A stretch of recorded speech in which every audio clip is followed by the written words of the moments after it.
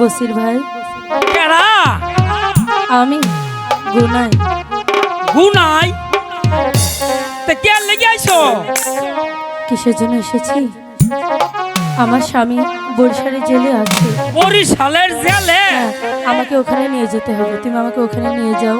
আমি হইতাম না, তুমি আল্লাহ আল্লাহ যাও। বসির ভাই, তুমি এমন করে বলো না বসির ভাই।